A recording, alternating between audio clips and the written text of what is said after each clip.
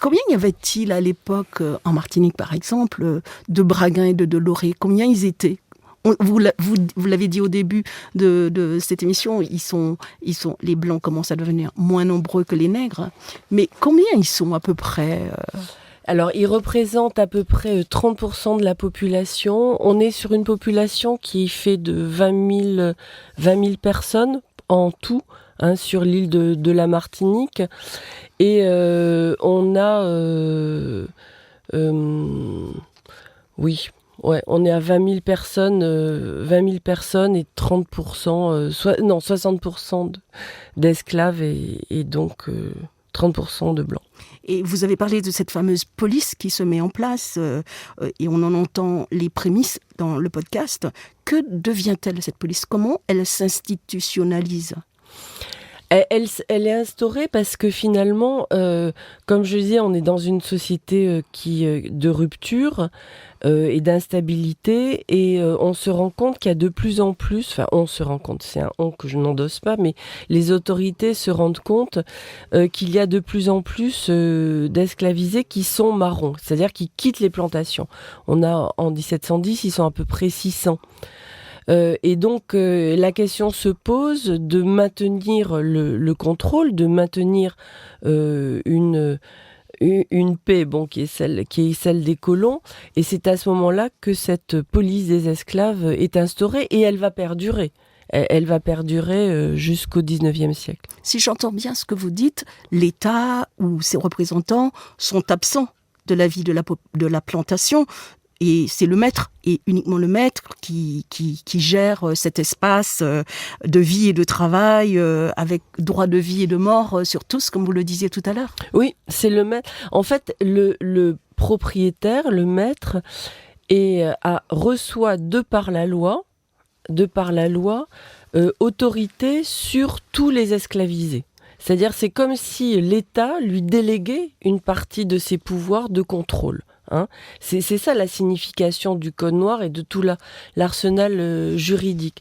Donc de fait, c'est lui qui va exercer le pouvoir, bien que au niveau de la colonie, il y a un gouverneur, il y a un intendant, il y a une armée aussi qui existe, et qui sont les structures représentatives de la royauté française.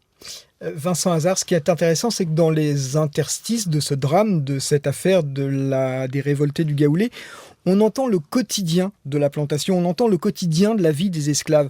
Comment vous avez fait pour le restituer, et est-ce que c'est un projet en filigrane qui était finalement très important de raconter ce qu'on n'a jamais entendu, ce qu'on n'a jamais pu raconter?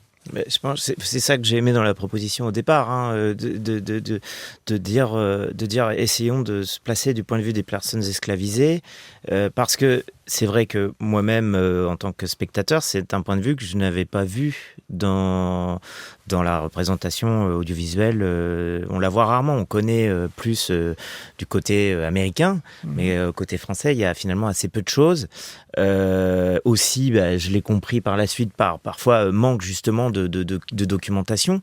Mais en l'occurrence, voilà, c'est vrai que c'était pour quelqu'un qui vient de l'Hexagone comme moi, un peu une gageure d'essayer de reconstituer, mais en s'emparant de choses dans la littérature, dans des choses historiques, prendre des notes qui derrière peuvent s'inscrire dans un quotidien qui vient accompagner l'histoire globale, rend les choses beaucoup plus tangibles, plus immersives, et on espère du coup participe de cette reconstitution. Il y a ça, et il y a aussi quelque chose qui est finalement très surprenant vu de l'extérieur, ce sont ces rassemblements qui sont rendus possibles, qu'on n'imagine pas. Ça, c'est quelque chose, ces gaoulés, enfin ces réunions avec un général, avec des cérémonies, avec des colliers, etc. C'est quelque chose qui était une réalité, Myriam Cothias ? Il y avait des sociétés secrètes qui existaient, alors qui étaient soit du fait des marrons dans les mornes, et puis là, ce qui a été révélé par les archives, c'est que même aux marges des plantations, il y avait cette possibilité de réunion. La structuration, elle repose vraiment sur les sociétés secrètes africaines, en fait. Ça a quelque chose à voir avec le vaudou ou pas du tout ? Alors, vaudou, peut-être pas dans ce terme-là, mais il y a une dimension religieuse qui est extrêmement, extrêmement forte et qui sous-tend, oui, cette organisation. Non seulement la structuration, qui a un chef, mais aussi tout l'aspect symbolique pour entrer dans cette société, c'est-à-dire les colliers en corail. Et ces colliers en corail, ils sont attestés dans quasiment toutes les sociétés esclavagistes de la Caraïbe et du Brésil et de Cuba. Donc là, on est vraiment dans une émanation d'une culture qui vient d'Afrique de l'Ouest ou d'Afrique centrale, certainement.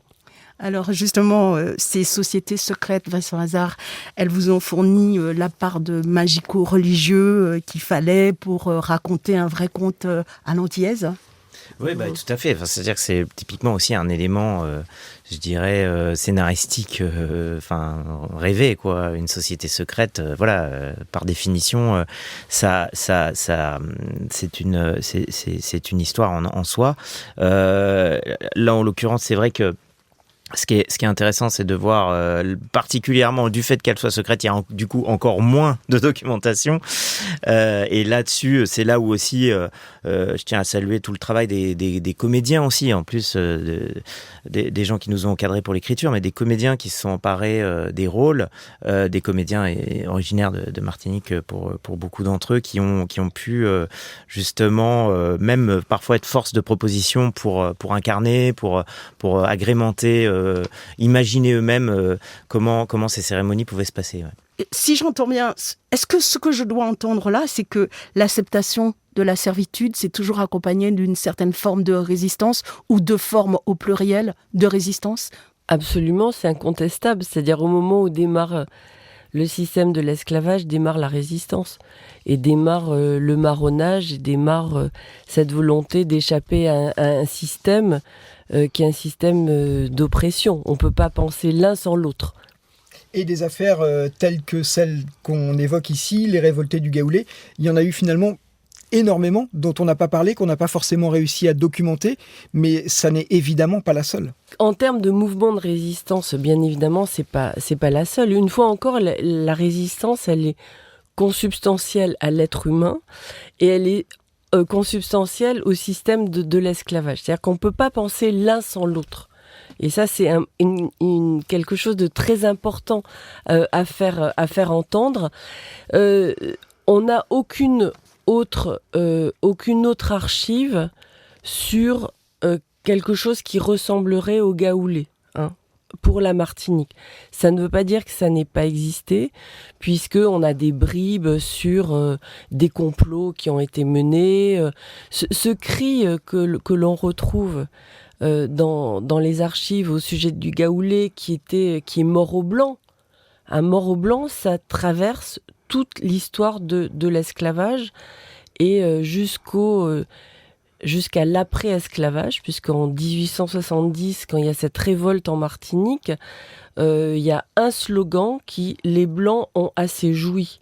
Donc maintenant, on renverse le système et on se révolte.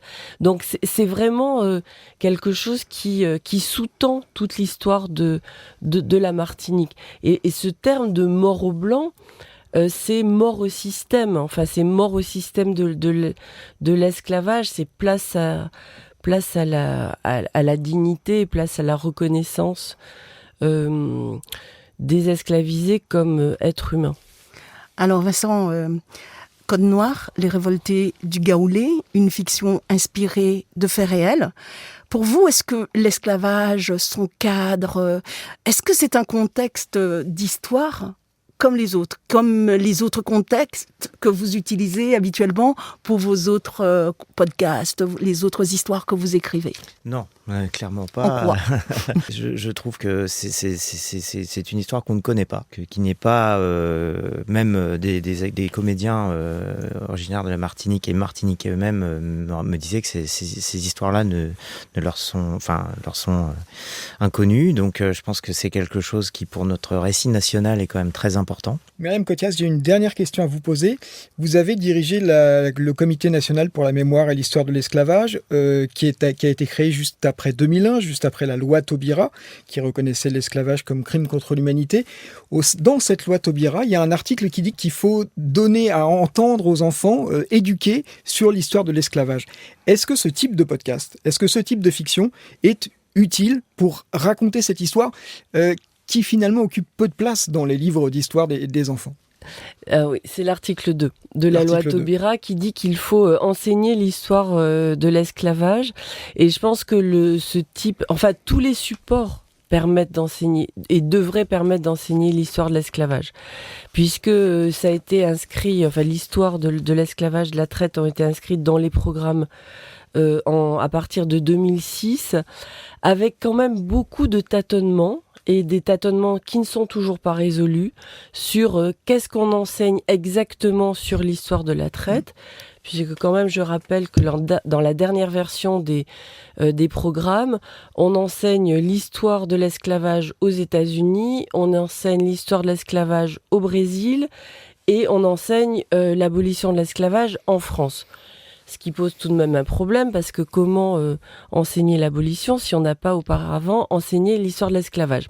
Voilà, donc ce qui montre quand même qu'il y a des progrès qui sont à faire. Il faut former les professeurs aussi. Il faut les former parce qu'il manque d'outils. Et en parlant d'outils, on arrive au post-casse précisément, puisque c'est une façon d'enseigner l'histoire de l'esclavage ou de donner à penser cette histoire de l'esclavage. Parce que c'est pas suffisant de dire il faut l'enseigner. C'est qu'est-ce qu'on enseigne exactement? Comment faire pour que tous les présupposés qui peuvent être portés même par des personnes qui sont de bonne volonté et qui se déclarent antiracistes, comment faire en sorte que des représentations qui de fait sont racistes mais portées par des antiracistes soient déconstruites? Je renverrai au travail de Sébastien Ledoux et Benoît Falaise, qui ont fait des études sur l'enseignement en situation dans les classes, donc sur ces questions-là, et où les professeurs qui une fois encore de très bonne volonté, disaient à la seule petite fille ou au seul petit garçon identifié comme noir, ah ben cette histoire, qu'est-ce qu'elle te fait à toi? Voilà, donc réassignation identitaire, c'est pas ça enseigner l'histoire de France. Ce n'est pas ça. Ce n'est pas construire des identités qui pourraient s'opposer à d'autres. L'histoire de l'esclavage, elle concerne absolument tout le monde. Et on espère bien que ce podcast Code Noir, les révoltés du Gaaoulé servira à ça. Merci à vous deux, Myriam Cothias et Vincent Hazard. Merci pour vos éclairages et un grand merci également pour ce podcast Code Noir, les révoltés du Gaaoulé, qui est donc à écouter sur lapremière.fr et à retrouver sur toutes les plateformes d'écoute.